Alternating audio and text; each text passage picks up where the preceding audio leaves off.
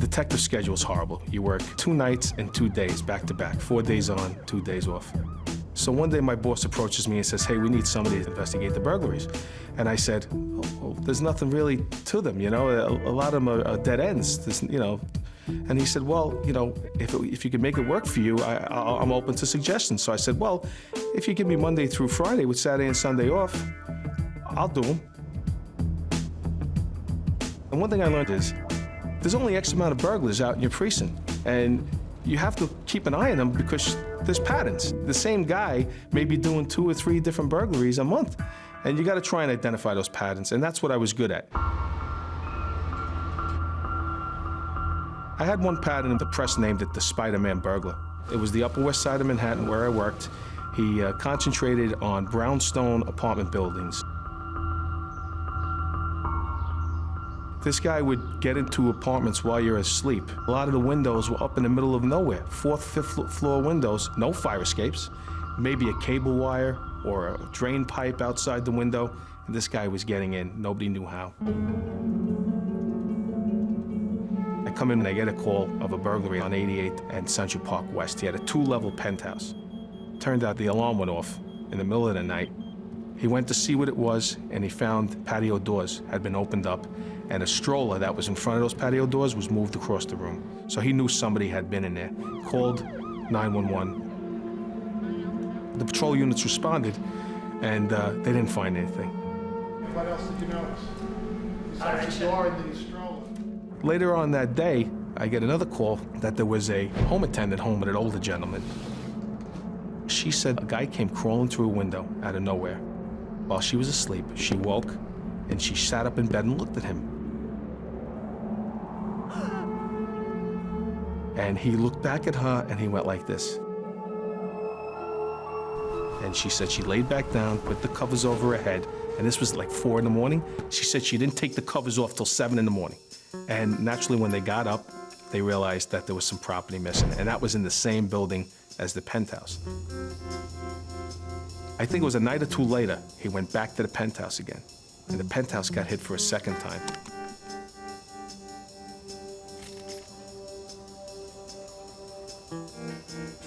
And we couldn't understand how he was getting to this penthouse, because the only way to get to it was a fire escape, but in front of the fire escape was a wrought iron fence with razor wire over it. After a few of these burglaries happened, we decided to put together a task force. And now I'm back working midnight to 8 in the morning, trying to catch this guy, because that's when he's hitting. We have uniformed patrol units out, and we also have a group of detectives and burglary officers staying on rooftops, looking down, looking in back alleys, trying to catch somebody coming up a fire escape or whatever. So one night, we're on a stakeout, we're over on 88th Street. All of a sudden, over the radio comes an alarm. And the alarm was for a building right around the corner from us. We go running over there. All the patrol units come shooting out. There's probably 20 police cars on the block.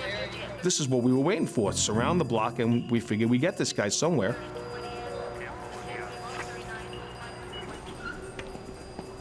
We get there, and the owners of the apartment, men and women, they come out, and they tell us a story. The alarm went off on the top floor. Their bedroom was on the 2nd floor.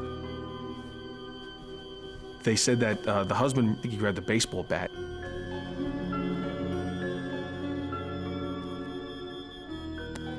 And he went up the steps, and as he got up to the loft area, he saw the bathroom door close and watched the handle lock.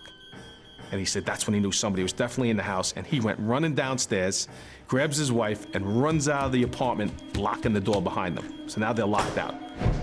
Emergency services comes with their tools, they take the door, they go up, they do a search. I think we had a canine unit with us too at that time. Canine goes right to the bathroom door's still locked. Now we're banging on the door, we're telling them, listen, open the door, come out. We go to the roof and we look down and we see the window. The window's open, but it's in the middle of nowhere. Nothing near it. It's gotta be 20 feet down from the roof and 75 feet down to the ground. We tell the guy, we know you're in there, come out and open the door. Nothing, not a sound, not a peep. We get emergency service, they come with their shotguns, they break the door down. Bathroom's empty, the window's half open.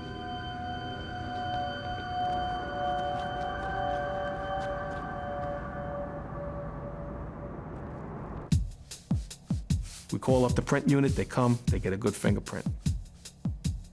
We kept that in our file, and we knew at some time it was gonna help us out. A couple of days goes by, we get a call, and the gentleman says, burglary in progress. He comes home, and there he sees this guy, who is Spider-Man, in his clothes. He's in the guy's clothes. And he motioned to me to go outside, and I'm gonna leave through the window. And he goes, and that's what I did. He goes, I backed back out my apartment door, I went to the neighbor, called 911, and then I came back in when the cops came, and he was gone. Now we have somebody that can ID this guy, and we were able to lift fingerprints at that scene also. So now we're starting to build a pretty good case. Once this guy gets caught, we know we're gonna get him good. Maybe 2 or 3 burglaries down the line, he hit a nice 3 or 4 level brownstone. Spider-Man had got in there when they were away over the weekend. It looked like he had spent some time in there. He drank up all their apple juice, and he took all their vitamins. So at that point, we knew we were looking for a guy that was in good shape, probably a health nut. I come into work, and my captain calls me up, and he says, go down to Midtown North Precinct. I got to the Midtown North Precinct, and I spoke to the arresting officers, and I asked them what happened. And they said, well, we got a call for a burglary in an office, and it was an alarm. They said, we got to the building, the alarm company was with us. And lo and behold, here's this guy sitting 3 stories up.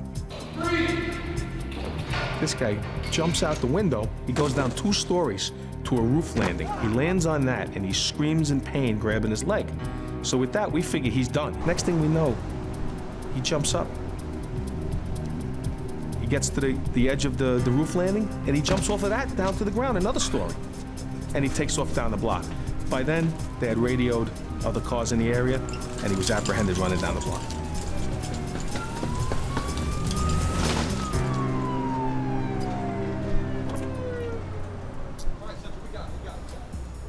As soon as I look at him, I can tell this guy's built.